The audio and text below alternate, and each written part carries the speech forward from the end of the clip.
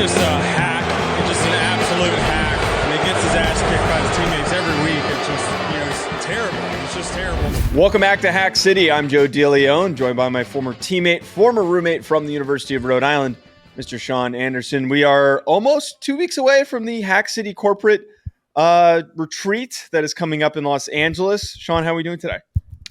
I currently stepped away from watching the original Pirates of the Caribbean to tape this episode. There is a screening taking place in my living room. I was highly invested. Is that such a inconvenience to you? I was 45 minutes in. You could have told me we could have done this later. No. We needed to do this now. It was good to do this now. It's just Elizabeth Swann just met Captain Barbosa, and it's going down. All right, so we're chilling, but I just want you to know that's how much of a priority I take for this show. Oh, I'm glad. And that I'm my really favorite glad. fictitious group of all time. Well, not fictitious, but pirates. That's my that is I nerd out on pirates. So me ditching the pirates to talk to you in that awful hideous sweatshirt is good. Sweatshirt stinks. Okay. You should dress like Barbosa. But the puffy shirt going on, like this this is Seinfeld. By the way, I need to establish this now. Speaking of Disney movies, we're not going to Disneyland. We are absolutely not going to Disneyland. I have made that decision. You think I could fit on the rides? Well, I don't know. No, actually, with some of the people that you see on TikTok and on Instagram that are the Disney adults, I mean, they got to make space for them on some of the rides. Here's what I'll say also. I think that the Quiet Talker Puffy Shirt episode, incredibly overrated, by the way. I think It's an incredibly overrated episode of Seinfeld. How many times have you watched it that you've been able to come to that conclusion? It's enough. I'm tired. I don't want to be a pirate. Worst line ever. In the show. It is kind of a dumb bit. I'm not going to lie. I have so much love for that show, but that was it was just I'm not invested in it. I'll never be invested in that episode ever. I need to rewatch the entire show. I watched it all the way through like a year ago, and I haven't used my Netflix in like 3 months, but I know that you're getting good use out of it because that is all you do is rewatch Seinfeld every single night. I haven't been on Seinfeld as much. I've been bullied into watching Succession, which is going okay. It's going okay. I'm not. Are you caught up? I'm not caught. The whole thing got spoiled for me because everyone's a jackass and terrible at keeping things from making it public. But I almost don't even want to watch the current season. I hadn't started it yet, and I'm like, now I know what happened, and I still don't know what happened in the current season. It's fine. I'm still early season 3. It's cool, but everybody is so. It's just a jack session, and I know it's just all it is. And what baffles me is people go to work their office jobs as suits, and then they come back and watch a show about an office job and suits and all that stuff. I'm like, you don't want to watch something out of your own world? That's why I like pirates. It's not my world. It's not reality. I'm not facing pirates. You might, if you were a pirate, you would be the biggest pirate that ever existed. I'd kick ass at a pirate. I'd be an awesome pirate. I don't know. Like, do you think you'd fit on the boat? Like, not it's in like a mean ship. way. We'll not a mean way. I'll do fine on the boat. Thank you very much. Where are you going to sleep though? Like, this isn't even in a mean way. Like, as a 6'6" individual, I don't know how many. Like, where are they going to put you? A big hammock. Pirates sleep in hammocks. Yeah, but like you're taking up the space of two other. There's a reason why pirates are usually small. I'd be fine as a pirate. I could do a ton of grunt work. I can load cannons easily, move the cannons easily.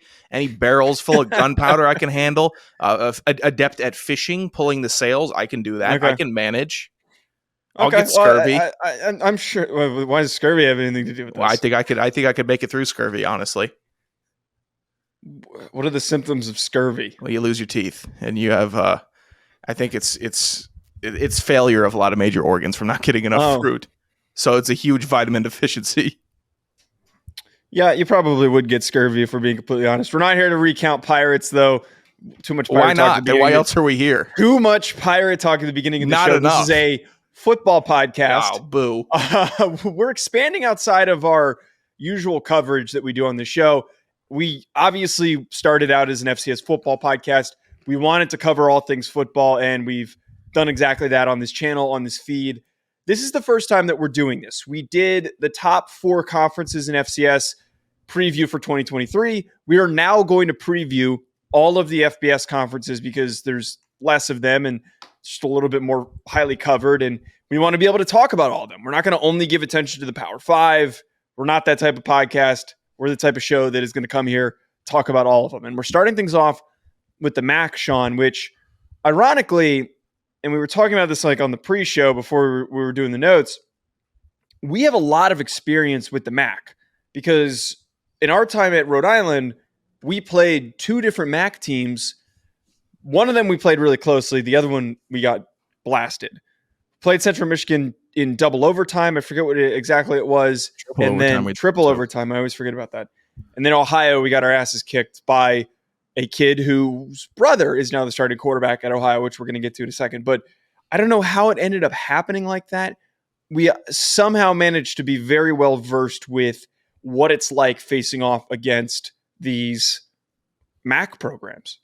Here's what's weird. Playing in the versus the MAC programs, the stadium intensity wasn't huge, but terrible. I love watching the MAC on TV. I love the MAC games against each other because they play hard. It's a bunch of guys scrapping and clawing because they're talented. They're D1 single A. And maybe they're looking for a better opportunity in the portal. Maybe they're just looking to be the one guy from their school or 2 guys from their school that makes it out. But man, last year, I enjoyed some action. Just all of it. They play good football and fun football, which I don't know. Call me a hot take Sean right now. I enjoy fun, hard-played football. Well, it has the chaotic nature to it, which I like. I was trying to be nice. Well, no, I mean, I think that everyone who plays football in the MAC and follows MAC football understand what the attraction is. It's chaotic. It's not as chaotic as the Sun Belt, which we're going to talk about probably in a couple of weeks. But the MAC's fun. It's not as fun as it used to be. I think in the early 2010s, early 2000s, back in the day where you had the time when Julian Edelman was a quarterback at Kent State. Who was that one dude who was the quarterback at Northern Illinois? I'm completely blanking on his name, and he was just a total menace. I forget what his name was. I'm going to look it up in a second. Wasn't Tony Romo a Northern Illinois quarterback? No. He's an FCS guy. Eastern Illinois. Eastern. Wow. Terrible, Sean. But there's too many directionals in Illinois. There's too many directionals and double directionals in Illinois. You got to have. I remember at one point you thought you can't just all be Illinois. You, for the longest time of doing the FCS show, thought that Northern Illinois was a FCS program, and I had to keep reinforcing. They have a weak FCS like logo, and there's some great FCS logos, but that Northern Illinois logo does not look like a well-established FBS logo. Look at that. It looks FCS-y. And that's with all love to the FCS. It looks like an FCS logo. Before we continue on with this video, I just want to tell you folks about an exciting new partnership that we have with this channel with Underdog Fantasy. Ever since I joined, I've been having so much fun. There are so many different exciting games that make watching games during the offseason more exciting. I'm not the biggest basketball fan, but it has made it way more entertaining since I found Underdog Fantasy.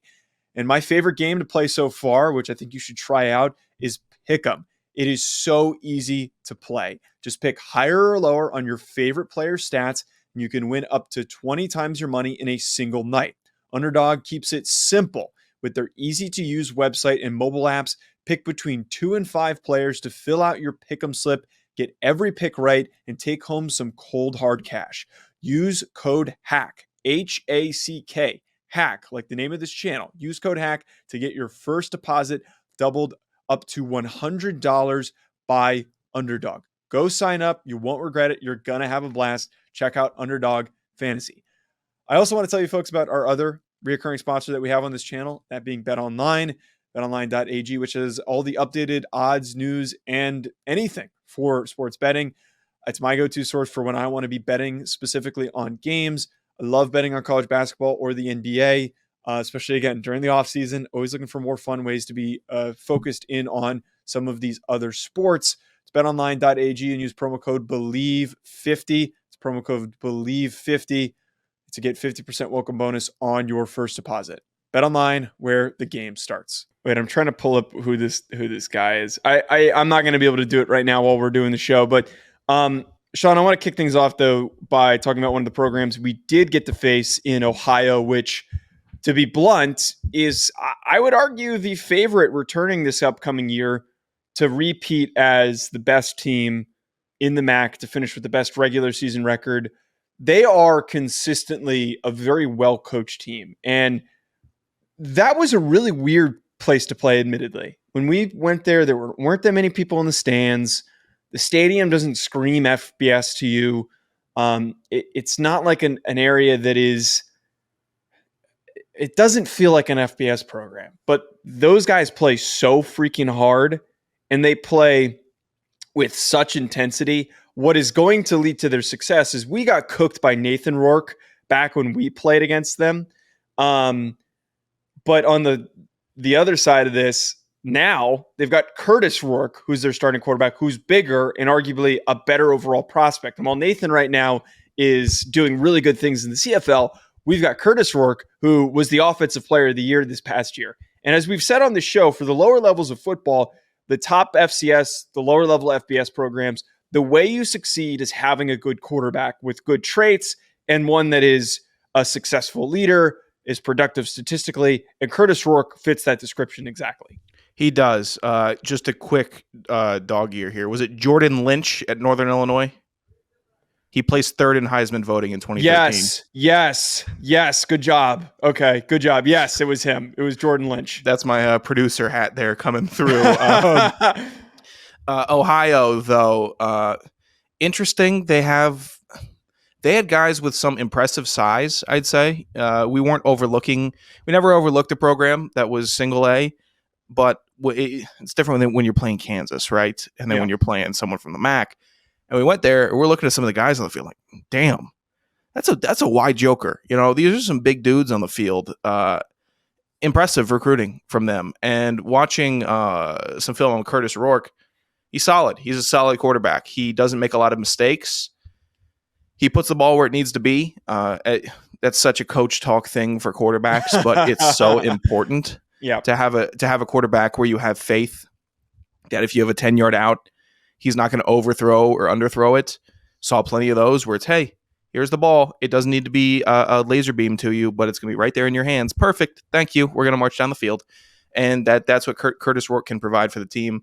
I think it's very solid. And having the best quarterback in the conference, there are a couple other talented quarterbacks, but having the best quarterback in the conference is big for them. And he also limits the turnover ratio. Only 4 picks last year is massive. So it's hard not to pick them as a favorite when you have that much confidence in your leader on the field. They also have some other dudes that are worth paying attention to. Sam Winglas, I'm definitely mispronouncing that, was a former Ohio State receiver, transferred to Ohio this past year, and he goes for 877 and 11 touchdowns, which is a fantastic stat line. That pairing and that already established chemistry, I think, is going to be really significant for the offensive firepower that they return. Say Bangura had 7 touchdowns as their lead running back. And then on the defensive side of the football, Key Thompson had 137 tackles. All these guys were all conference players, but they just got dudes in the right positions. That's what I look for. When we talk about these levels of programs, which why I like talking about these levels of programs, it's so different than when we're going to do the SEC preview. It's like, okay, Georgia has X, Y, and Z 5 stars along the defensive line, and they've got this kid who was the 3rd ranked defensive end, and he's going to do this year. Like, that stuff's kind of easy to me to sit here and talk about that. It's like, yeah, they've got the athletes, like who's got the most athletes, who's got the best athletes. But when we sit here and do this, it's who has the most important players, the most important positions, and who brings back the most quality returning production. And that, to me, looking at the offensive side of the football, it is going to be hard to keep up with a lot of what they have on offense. It's great balance. And then I love seeing Thompson have 137 tackles last year. I love that. If you have a linebacker that is constantly sniffing for the ball, it makes everybody's job easier. Safeties, corners, defensive line, outside. Everybody is playing better when you have one guy And you always want to swarm defense. You always want to swarm 11 hats to the ball. It doesn't always happen. But if you have one guy that you can say, all right, the ball's going this way, he's going this way, it helps so much because that's a guy that you can trust to at least be the first guy there, second guy there, start punching at the ball. So I will always get a little bit juiced up when I see a linebacker with over 100 tackles. Doesn't matter where. Doesn't matter. You get 100 tackles in a season, I'm getting juiced up about it. Well, we've got a lot of praise for Ohio. It should be noted that Toledo is going to be breathing down their neck right behind them. As last year they were 9-5. They competed in the MAC championship, and they bring back a lot. Like, we sit here and we're talking about those key players. I pulled so many guys that made the all-MAC team last year to put into our synopsis of who's coming back. This is the most returning production just overall, returning starters, everything. Nick Rossi is a really good offensive lineman. Dallas Gant, 116 tackles. You noted in here that he's an Ohio State transfer as well. Quinyon Mitchell, star DB. Maxon Hook, 81 tackles, a talented defensive back. And then I am paying attention to closely that they have their own quarterback receiver pairing of DeQuan Finn, who had 32 total touchdowns this past year, was an underrated player in the country for the production that he provided. And then he has a receiver in Jawan Newton, who had 830 yards and 9 touchdowns in 2022. So we've got a lot of guys on the defensive side of the football. At linebacker, at defensive back, we've got good offensive line play, and we've got another really good quarterback. And I think that the battle here now is going to be between Rourke and between Finn for who is the best quarterback in this conference. Yeah, they're far and away the top two. I focused a lot on Mitchell at the DB position. He's sticky. The 5 picks, he had 4 in one game versus Northern Illinois last year. 2 were pick sixes, which awesome. I think he made SportsCenter or something. Mm-hmm. Regardless, he was he's a sticky DB, and I'm looking at just the way he's covering, the way he knows the route as soon as the receiver's breaking. It's great. He looks a little bit like Asante Samuel on the field, just the way that his hips move, which is super enticing, especially for a defensive coordinator and then for scouts along the way to see that. I mean, that's just me. I took a quick glance and I could tell you who I see him resemble. And that's very promising. DeQuan Finn, also very, very interesting. Toledo needs to stay as creative as they can be with Finn. I didn't see a ton of, wow, he's going to dice you up with his arm, but I didn't see a ton that said he can't do it. So let him run a standard offense, goal line. I like what they're doing. Design quarterback runs. He's very athletic, has a very good nose for the end zone. He has the ball in his hand, and he makes the throws that you need him to make. It's just nothing that jumps off the page. So if it seems negative, I'm not trying to make it negative, but that's just my analysis of it. So stay creative, try to keep the defense on your toes when you have a quarterback that is that dangerous and has trusted weapons around him. He's good. He's good. It's going to be him and Rourke battling it out this year. I think one thing that you tossed in here in the notes, appreciate you throwing in who their bigger opponent, Power 5 opponents are for all these teams. You put in here that they have to play Illinois, and I would argue out of all the teams, maybe separate from Buffalo, who has to play. Oh no, wait, never mind. I'm speaking way ahead of myself because Bowling Green plays Michigan. I'm a dumbass. But them having to play Illinois as their Power 5 team, that's not a winnable football game. That is a very hard game to win. Illinois is very, very underrated, really good defensively. And even though they lost Brian White, mean as hell. They've got some dudes hell on the defensive line. So that kind of stinks for them that they don't have a game that they can show up and put up a fight where it's kind of like an X'd out. You're probably going to lose this game, and you need to stack as many wins as possible outside of your in-conference schedule. I mean, you could run the table in conference. It just depends on how well you perform, and if you don't have any stupid losses, you will finish at the top of the conference. Well, here's the thing about the Illinois. They're losing Devon Witherspoon, who is, I think, the meanest player on their defense. He's so fun to watch, by the way. Awesome. I ranked him as my number 1 corner. You should. I love him. He's so good. It's just... And that's so tricky because defensive players can't hit. A lot of it sucks. That's what I think the problem with Keanu Neal was in Atlanta. As soon as he got there, all the changes of the penalties started happening. And Yeah. why'd you draft him? Oh, because he shuts down the entire middle of a defense. Oh, well, can he shut it down anymore? No, because the NFL is not allowing him to. Safety or not, player safety or not, that's tough to maneuver. So there might be some apprehension with Witherspoon around that angle because he does thump dudes. And I know we're talking about the MAC, but I can see the apprehension for why he's not getting mocked as the number one. But them going up against Illinois doesn't terrify me, though. It doesn't, because they're both such different teams. They're different. So when they're different, you either get rolled or it's a really great game. And I'm leaning towards maybe my optimism of it being a really great game. They're going to get rolled. What are you talking about? Look, they're man, going to get rolled. I told you. I prefaced it with some optimism. Stop. No, we're not. No, they're going to get blanked. We're not. Blanked? Yes. They're not beating Illinois. Illinois took Michigan down to the wire, and they didn't. I know what they did. I know what they did. Eastern Michigan, I think, is the only other remaining team of significance. Buffalo is in the conversation, and Bowling Green was good last year, was quality last year, lost a lot. Them losing Carl Brooks is very significant. Buffalo has some guys on the defensive side of the ball, but Eastern Michigan has some positives. They were 9-4 last season, which is a little sneaky good. They play Minnesota this upcoming year. I think the most notable guy who's coming back is Samson Evans, their star running back, 1,100 rushing yards, 15 touchdowns. He runs hard. He runs really, really hard. He's fine. Which I like. He's fine. Okay. What do you mean he's fine? He's fine. He's getting that, and his offensive line is opening massive holes for him. On a lot of the touchdowns, it's great holes. And that's not a fault by any means to Samson Evans. It's not a fault. That it's the same thing. Oh, how's he going to? He's got all these great wide receivers in college. How's he going to do in the NFL? It's not his fault that he has great wide receivers. That's how a team is supposed to be built to win. You have great offensive line. You have a great offensive line blocking scheme. Tight ends contributing, receivers contributing. It's all good. He's got a team that's willing to block for him.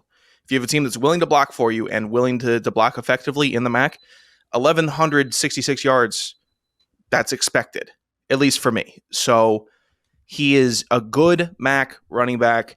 I am not over the moon with this guy. I'm not. He's solid. He follows the lane, but he's not going to do anything that makes you say, damn, wow, what a play.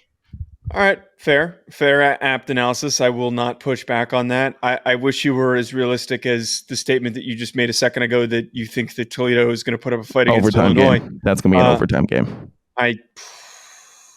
We're going to bring this back up again. We're going to bring that when that game is played. We are going to bring this back up again. That you made that statement, and there's no backing down. There, you make a dumb statement, you have to stick behind it. That is the rule of the show. Credibility is going to be down the. No, crapper. it's over. No, I would argue that's Big Ten credibility because you're discrediting one of the best teams in the country. I think they got great coaches. I think they play hard. Good luck covering.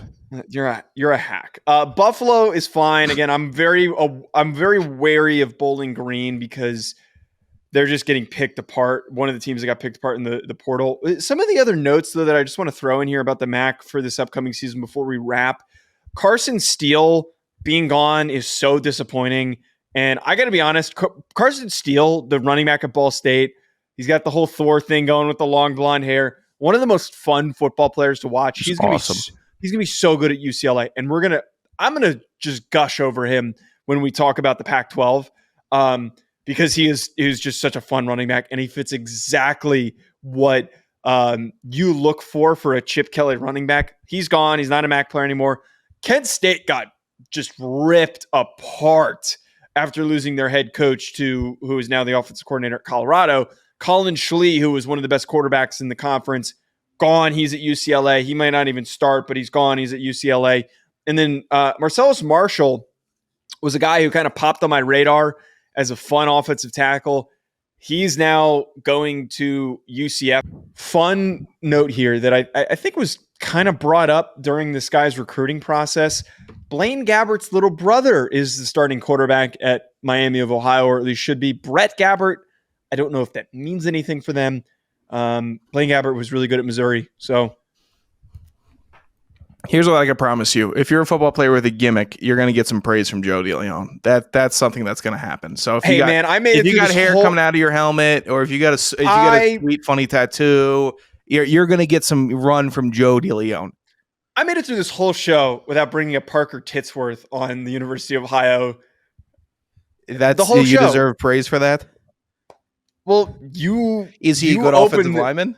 I think he starts. It says he played in 9 games last year. I can't tell you if he does or not, but his name is Parker Titsworth, and it's the best name in college football. Mm-hmm. Does he wear a number? Does he wear a number like 70 or 71? He wears 69. Oh, does he? Okay, there's some gimmick. He knows what he's doing. He knows what every player knows what they're doing. We tried to have Cody Mock on the show because he plays the bit and he knows what he's doing, and we were denied having him on after he agreed to come on. Sure. I want to get Parker Titsworth on. I don't know what that would take.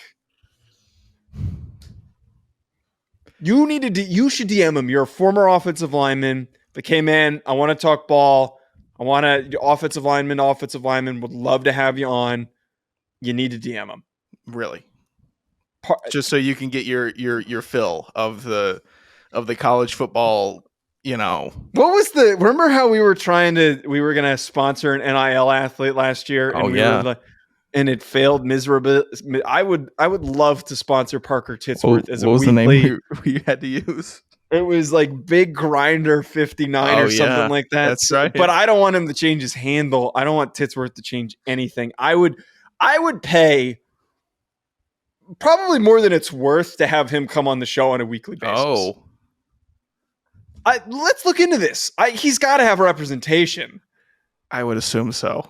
You want to do some live producing, live behind the scenes? Wait. I'll check it out.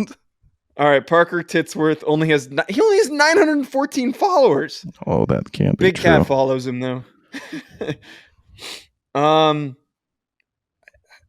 His Twitter profile is exactly how I would think it would be, as he's got the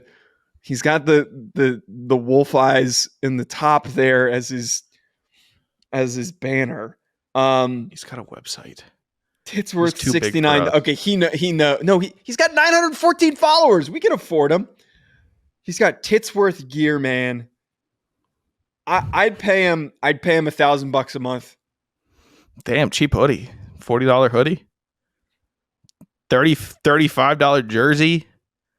Oh man. What do you think Ethan USA is? Do you think that that's his agent? I'm going to send them an email. I think that this would be the best thing that could ever happen to the show if we sponsor him and he is our NIL athlete. It's a confusing website. It's not the best website. But I think it's a great website. It's just confusing, the layout. It's just Sean, I have aspired. Here's like an old huddle profile. Here's contact information. I have aspired. What the hell am I looking I at? have aspired to have an NIL athlete on this, to pay somebody, and I've thought, and we've talked about it a little bit. I would like to have a weekly recurring player, and I think that Parker Titsworth is the man for the job. I wonder if anyone else has tried to offer him something. And again, I have a feeling that I'm going to reach out to his representation, and they're going to say it's like $15,000 to have him on once a month. Of course it is. Yeah, but we'll find out. Joe DeLeone, Sean Anderson, you got anything else before we wrap up? I mean, come on. Wait, this has gotten to a level of absurdity that I can't top in my closing thoughts. Okay. Drive safe, everybody. Yeah, there you go. Hack City on YouTube.